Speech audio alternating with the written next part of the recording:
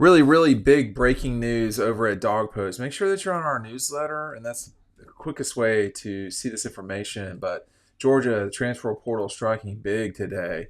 Zion and Zachariah Branch, who both played at SC this last year, they've been in the portal and they've picked the Georgia Bulldogs. Just a really big get for Georgia. I mean, Zion Branch, a defensive back for SC, he's going to have to come in and at least give depth, if not start, for Georgia in the secondary. You've got some guys leaving there. Dan Jackson's been really good for a long time. Malachi Starks for a long time. And then Zachariah Branch is the guy I'm going to talk about more than anything here. An All-American in 2003.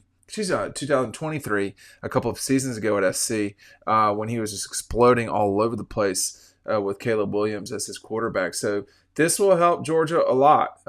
Georgia had more drops than anybody in college football this season, more than 30, and that's just not acceptable. Now, here's what Branch is going to give you: explosion straight off the gate. He's going to give you the capability to explode from the line of scrimmage even at times. His kickoff return for a touchdown showed explosion. His punt return for a touchdown in 2023 showed explosion. Georgia needs explosion. They need cheap, easy points. I mean, how many times do I get on these videos? I certainly write about it quite a bit. In football, you want easy points. You want to be able to score, 14 points in a matter of 5 minutes. Georgia has had the ability to do that. When you think about over time, the receivers that have been in this program lately, think about how loaded up the 21 team. It had Ladd McConkey, it had Brock Bowers, it had Jermaine Burton, it had A.D. Mitchell, it had George Pickens. Those guys were all on the field playing in the national championship game. They were playing in the Orange Bowl. Michigan stood no real shot, to be honest with you, not with that lineup. And so now you see Georgia with the ability that it's got. Dylan Bell still has eligibility. Dom Lovett still has eligibility, if I'm not mistaken. Could be wrong about Dom Lovett. But, you're going to want to see Nitro Tuggle's got eligibility, obviously. He's just got there. So there's a lot of guys that you can couple with coming back playing. But Zachariah Branch will immediately be the most explosive player at Georgia. I'll just tell you that right now. Again, why did Georgia lose to Notre Dame? Okay, now that all the Notre Dame trolls are out of the feed, there were two basic reasons. The basic reason, number one, the offensive line just didn't play well, period. And, you give credit to Notre Dame for making those plays, but if you're making those blocks, you don't have those fumbles, okay? And that's pretty much the reason why Georgia lost the game. Secondly, and they were not consistent on offense all season, mainly because of a lack of a running game. Secondly, the explosion just was not there like we've seen in the past. I mean, I love Dylan Bell. And that drop, Georgia ended up scoring on that drive, but that was indicative. I mean, he was wide open. And he's either lost confidence. This guy could be a straight up badass, but it's not, it's hard to blame the coaches for stuff like that. I don't know what we're blaming coaches for. I mean, Georgia is a Georgia team that won the Southeastern Conference Championship. So the players have got, if they're going to win a national championship, have got to perform when it's time to perform. That did not happen against Notre Dame. Believe me, it did not happen against Notre Dame. So I think with Branch, very particularly on the offensive side of the ball, Anthony Evans transferred out today from Georgia. Jaden Rashada transferred out today from Georgia. So Rashada was probably never going to play at Georgia. That seemed clear. I mean, early in the fall, if not August. August may be a little bit aggressive on that front, but he just wasn't, it wasn't there at Georgia. Now, we don't know what it'll mean in the future. Anthony Evans had the ability to really make some plays, but you are replacing him now with someone who was an All-American. I mean, a guy that had that kind of explosion, but it was more consistent. I think Anthony Evans could really be a good player. Just maybe he saw this as his reason to go ahead and go into the portal. I don't know. I don't have anything bad to say about guys that go into the portal. I really don't. I think it's just a new way of football and college football, and it's okay. Now, if it's the new way, then you need to adjust. If you're Georgia, you've got to adjust. And this is what I wrote about. I can read, I can read it to you as I go. I don't want to go off memory. I mean, it's really important that if you see where something's going, get there as fast as you can, and go and dominate it. I mean, it's there's not Georgia's going to have to change, and that's just all there is to it. Here I say, the sport is always changing. Kirby and Georgia will have to change with it. There's no certainty things will get better at Georgia. That's being the king of wishful thinking.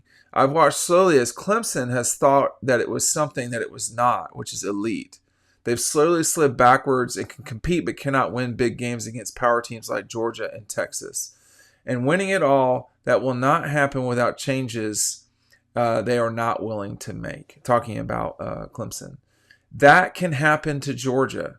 Change is a part of life. And if it's been one thing that we can depend on in college sports since 1984, UGA will have to continue to evolve to win. And this right here is a great example of Georgia evolving. They have gone out in the portal before. They got Ra Thomas. Ra Thomas just really didn't work out, if we're just being honest. You have Dom Lovett. Dom Lovett's been a really good player for Georgia. And we'll see what his future holds as time goes on here. I do want to point out our friends at BetMGM have a great offer for you today. Use the promo code MGM Bet. I'm saying it wrong. Mega Bet, MEGA Bet, Mega Bet, and get the chance to get up to $1,500 in bonus bets if your first bet doesn't win. I've got a link to that right down below. It's our buddies over at BetMGM, and the code is MEGABET, MEGA Bet. So when you look at that, I mean, I follow the odds a lot, as you all know, and I would be curious. I cannot find out there right now betting odds for the 25 season yet. Part of that's because the 24 has not been established. It has not concluded. I will be curious to see what those are immediately. I don't know that there's a clear-cut favorite coming into 25, whereas in 24 it seemed like it was Notre Dame, Georgia, Alabama, Texas, and Ohio State. Now we're closing with two of those four who are notably, I would say Ohio State is notably favored right now to win this thing. And I'll be curious to see what the odds are over at MGM when we see all of this done. I mean, Zachariah Branch coming to Georgia. If you've not seen the highlights, I've got some on this story on Dawg Post. You can see at the bottom of it when you go over to Breaking Dawg's Ad Playmaker. You can look at those highlights. They are they are noticeable. I mean, he definitely has explosion, but is he one of the Ohio State receivers that they've had that have been so special in the past? Marvin Harrison? No, it doesn't seem like it to me. He's different than that. He is a firecracker. You get him the ball and you let him go. You get him the ball in space, and the other team's in very serious trouble. So I think with Branch, you have added a weapon that Georgia's not had probably since Ladd McConkey. I think he's not dissimilar from Ladd McConkey in many ways. I think Ladd is a better receiver. What I'm trying to say is with the explosion part. Ladd McConkey was extremely explosive. Zachariah Branch is extremely explosive. Ladd, so they're both shorter people. I roll my eyes when I say that because they're not short. But they are sort of both quick and then explosive guys. McConkey was really good at that. Branch might need, I don't even know if this is, I mean, Ladd could just go be explosive like he didn't need any sort of rev up and go. He could just go. I don't know enough about Branch yet to say that one way or the other that's the case with him. I will add, though, I watched so much West Coast football. I mean, I was watching this kid when he was exploding all over people at the beginning of the season in 2023. And, it was impressive. You could see just how fast he could get up and go. What I think the mistake in all of it was the the sort of West Coast honks and all that, they really were thinking that it was going to be able to single-handedly do some stuff, and that's just not how football is. However, I will say, like in 24, it wasn't like he was bad, and I don't think we know the All-Americans yet in 24. So in 23, a lot of it was just how, he burned up some of those Pac-12 schools, man, who are not great. I will say that, but he did burn them up pretty good, but there were a few games where he wasn't overly active, and not knowing those situations, I wouldn't want to comment on them that much. This season, he was more productive in terms of steadily. He was more steady.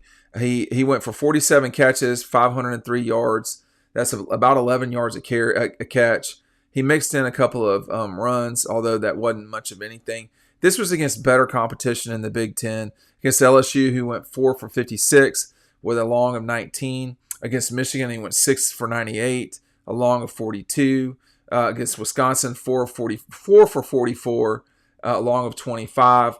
Maryland, 4 for 43. And then his biggest game, maybe of his career, came against UW. I think it was of his career. Came against UW where he went for 6.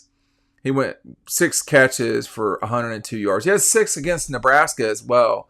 But you see multiple games here in 24 where he had 19-yard reception, a 19-yard reception or more. He had that against LSU, against Michigan, against Wisconsin, against Maryland, against Rutgers, against Washington, against Nebraska, against Notre Dame. You have 8 games where you can depend on an explosive play from a player. That's a lot. And Arian Smith, let's just compare just off the cuff real quick, because Arian Smith's certainly very explosive. He just has not been consistent. That's the challenge. They've not been consistent. So Arian had several games here where he had explosive games. People don't want to give him credit for it, and that's okay. So this is not dissimilar. So he had a 32-yarder against Clemson, Tennessee Tech 50-yarder, 47 against Alabama, Mississippi State 55, Texas a 21-yarder, 34 against the Gators, Tennessee, Massachusetts, and then Notre Dame. So he had 9 games where he was explosive like that. I guess my question would be, how many times did Zachariah Branch not pull in a catch? Something like that. Arian, I think, has been pooped on a little bit too much, to be honest with you. But what they're trying to do is install more explosion. And they have done that right here. They have done that in a very big way. And whereas Arian's explosion was usually down the field, not all the time. Not all the time. Remember the run against Georgia Tech? That was a big deal. That was a huge, huge deal. A 30-yard run, that's a lot. So with Branch, you're talking about most of them are further down, are not deep balls. Okay, so he's got explosion kind of closer to the line of scrimmage. I will say, he had Caleb Williams in 23. He did not have Caleb Williams in 24. He stepped up his production, however. If you're a receiver, it is kind of, you don't control where the ball goes. So some of this is, the receivers can only do so much, but you can't ask them to receive the ball, to receive it into their hands. I believe they had 36 catches, 36 so-called drops. That's about 2.5 a game. And a drop would be categorized as a ball that was, a catchable ball. And that's just far too many. So does this solve that riddle? I don't know. I don't know. But it does give you more explosion. It is a piece to a puzzle. It is not the entire puzzle. It may be like a corner or something like that. It helps you do things. Because, look, Notre Dame deserved to win that game. All that, stuff. Georgia needed, in order to, Notre Dame didn't have much in the way of explosion. Georgia didn't have much in the way of explosion in this season. Both teams had explosion in there, but in that game, there wasn't a lot. Okay, you had the Arian ball. You had, there were times when Stetson. There were times when when Gunner had some explosive plays passing it, most of them were not like deep balls necessarily, but that was there. You want to be more consistent with that. I do think, in sports, and football in particular, I would say, explosion is such a huge thing. That's why, you're looking at 40s, you're looking at verticals, you're looking at bench. Can you snap something up off, can you explode into the air? Can you explode off the ground when you're running? Explosion, because unlike tennis or basketball, or baseball, I think explosion matters too in many ways. But in football, you go from not playing to playing, like from not moving to moving quickly. And so, in basketball, you're always moving. In tennis, you're basically always moving after the start of the point.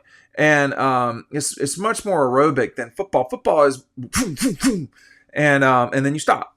So can you quickly and can you quickly explode? That's the question. And when you're adding an All-American to your wide receiver core, when you have missed out on having that high level, first 50 pick NFL guys, that is a huge pickup. But I don't want to oversell it either, because I get the feeling that people get hyped up sometimes too much. What you want to do is you want to add pieces. Can you, is ETN sticking around? Are you going to stick around with ETN? That'd be a really huge addition to 25. What about, now you've added Branch at wide receiver. Well, suddenly now you're starting to say, well, you got to get a little bit concerned about the outside. You can't just clog up in run game. And there's been no super fear on the outside of these Dogs. The tight ends are good. They're not Brock Bowers, that's all. And talk about explosion. So all of these things matter. Everything adds up. And if the portal is a part of college football, which it's been for a long time now, then you have to aggressively go get it. I will add, though, in Georgia's defense, if you want to say that, there have been some really good players in the portal. I don't know that a lot of them are guys that you would displace other starters at Georgia. I don't know that. There's maybe at receiver, and perhaps they just did that. But I've not given up on Dylan Bell. I mean, I think Dylan Bell can be really good and really explosive and just a heck of a player. When you look at, Lawson and Oscar, I mean, there's a lot of guys that should come back that are really good players, but you do need some explosion. You need, Dwight Phillips like speed. Speed kills, man. Speed kills. And I think that Georgia's really added a huge piece to the puzzle. It's just not the whole puzzle. Hey, thanks for watching. We'll see you on the next video.